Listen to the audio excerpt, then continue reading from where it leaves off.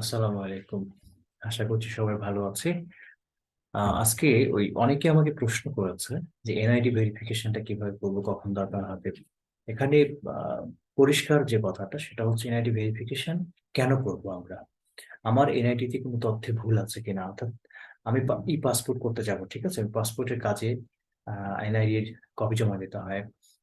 বা অন্য যে কোনো পারপাসে যখন এনআইডি ইউজ করি পাবলিক অফিসগুলোতে, তো সেখানে যে এনআইডি আমি সাবমিট করছি সে তথ্যে ভুল আছে কিনা এখন তো আমি নিজেই জানি, তাই না? আমার নামের সাথে আমার বাবার নাম, আমার প্রেজেন্ট অ্যাড্রেস, অথবা আমি যদি কোনো আমার অ্যাড্রেস চেঞ্জ করতে চাই, যে বর্তমানে অ্যাড্রেসটা আমি চেঞ্জ করতে চাচ্ছি, ঠিক আছে, আমার যে অ্যাড্রেসে আমি নিয়েছিলাম সেটা আমরা রাখতে চাচ্ছি না, আমি চেঞ্জ করব।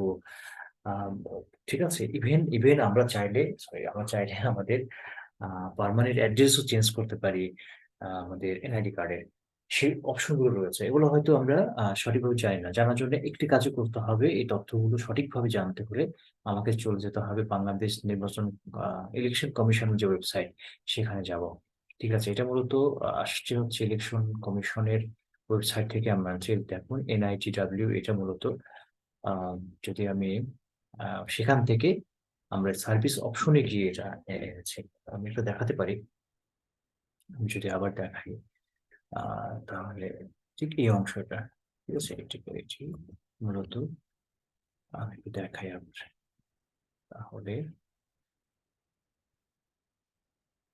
একটা সার্চ দেওয়া আছে, আমি যে দেখাইছিলাম, মনে হয় যে বাংলাদেশ ইলেকশন কমিশন, বলতে এখানে তথ্যগুলো আছে। তো যা প্রয়োজন সবকিছু এখানে রয়েছে। স্মার্ট কার্ড স্ট্যাটাস জানা যাবে। এনআইডি অনলাইন সার্ভিসেস এর মধ্যে গিয়ে আমি হচ্ছে খুঁজে বের করেছি এই সার্ভিসেস। ডাউনলোড অপশনে যান। বেশ, ঠিক আছে, এখান থেকে আমি দুটো অপশন রয়েছে এখানে। একটি হচ্ছে হারানো বা চুরি হওয়া আইডি কার্ড। এই মুহূর্তে যদি আমাদের আইডি কার্ড হারিয়ে যায় অথবা চুরি হয়ে যায়, যেটাই হোক না কেন, আমি খুব দ্রুত এই আইডি কার্ডটা উত্তোলন করার জন্য কি করব? ঠিক এখানে একটা ফর্ম রয়েছে, আবেদন ফর্ম রয়েছে। এটি ডাউনলোড করে ফিল আপ করে সংশ্লিষ্ট নির্বাচন কমিশন অফিস, আমার নির্বাচন কমিশন অফিস কোনটা হবে, আমার উপজেলা বা থানা যে নির্বাচন অফিস রয়েছে সেখানে, ঠিক আছে।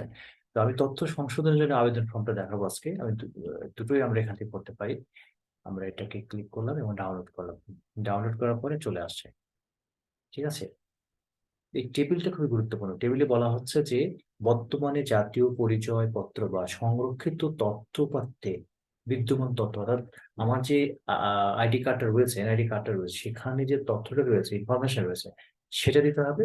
চাহিত সংশোধিত তথ্য, এবং ধরুন আপনার নামে একটি লেটার নেই, সেটা আসবে হচ্ছে প্রথম কলামে। দ্বিতীয় কলামে সঠিক তথ্যটা আসবে।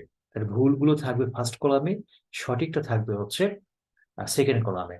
সংযুক্ত দলিলাতি বা মন্তব্য, আমি যদি এর এগেনস্টে কোনো সংযুক্ত দিতে চাই, যেমন আমার নামে ভুল হয়েছে, আমার বাবার নামে ভুল হয়েছে, অথবা বলা হচ্ছে আমার জন্ম তারিখে ভুল হয়েছে, স্বামীর নাম মাতার নাম ভুল হয়েছে, ঠিকানা ভুল হয়েছে, রক্তের গ্রুপ ভুল হয়েছে, অন্যান্য যে কোনো ভুল থাকলে সেটা যখন আমি দেব, তার এগেনস্টে সঠিক তথ্যটা কি হবে, ঠিক আছে। তার এগেনস্টে কোনো কাগজ আছে কেন? যেমন আমার নাম যদি ভুল হয়ে থাকে, তাহলে আমার নামটা কি ছিল ভুল সেটা লিখছি, এবং তার এগেনস্টে সঠিকটা লিখছি। তার এগেনস্টে কাগজটা কি হতে পারে আমার SSC সার্টিফিকেট হতে পারে, ঠিক আছে, সেখানে আমার নামটা সঠিকভাবে আছে। হতে পারে আমার জন্ম নিবন্ধন, সেখানে আমার সঠিকভাবে রয়েছে, ঠিক আছে। আমাদের জন্ম তারিখ ভুল হয় NID তে, তাহলে তার এগেনস্টে আমরা জন্ম নিবন্ধন দিতে পারি, না, সঠিক তথ্য সেখানে থাকে। ঠিক একইভাবে আমার ঠিকানা যদি ভুল হয়, ঠিকানা আমার ভুল হয়েছে, গ্রামের নাম, পোস্ট অফিস ভুল হতে পারে, কোড ভুল হতে পারে। এই ভুলগুলোর জন্য আমি চাইতো সংশোধিত তথ্য, সঠিক তথ্য দেওয়ার এগেনস্টে আমি কি তথ্য দিব, কি ধরনের কাগজ দেব। আমার ইউপি চেয়ারম্যান, ইউনিয়ন পরিষদের চেয়ারম্যান কর্তৃক যে নাগরিকত্বের সার্টিফিকেট, সেখানে কিন্তু সঠিক ইনফরমেশন থাকে আমার। আমি যে আমার যে বর্তমান ঠিকানার একটা সঠিক তথ্য থাকে, ঠিক আছে, সেটা আমরা এখানে দিতে পারি। এই তো, আর কি আছে। এগুলো দেওয়ার পরে আমরা হচ্ছে আহ, দুটো অপশন রয়েছে এখানে দেখুন। এখানে অভিভাবকের স্বাক্ষর, এখানে আবেদনকারী স্বাক্ষর দিয়ে জাতীয় পরিচয়পত্র প্রদানের রসিদ আমাদের কোথায় জমা করতে হবে। এই আবেদনপত্রের জন্য নির্দেশাবলী, এটা একটু সুন্দর করে আমরা পড়বো। আমি এখন পড়বো না, পুরোটা অনেক সময় লেগে যাবে, দরকার নেই। আমরা যখন এই ধরনের কাজ করব, তখন দয়া করে 1 থেকে এই 15 পর্যন্ত সম্পূর্ণ ইনফরমেশন গুলো আমরা পড়বো, ঠিক আছে। তাতে আমার সুবিধাটা হবে কি, আমাদের অ্যাপ্লিকেশনের ভুল থাকবে না। ঠিক আছে, কারণ আমি আজকে অ্যাপ্লিকেশন কিভাবে করতে হয় সেটা দেখাইনি।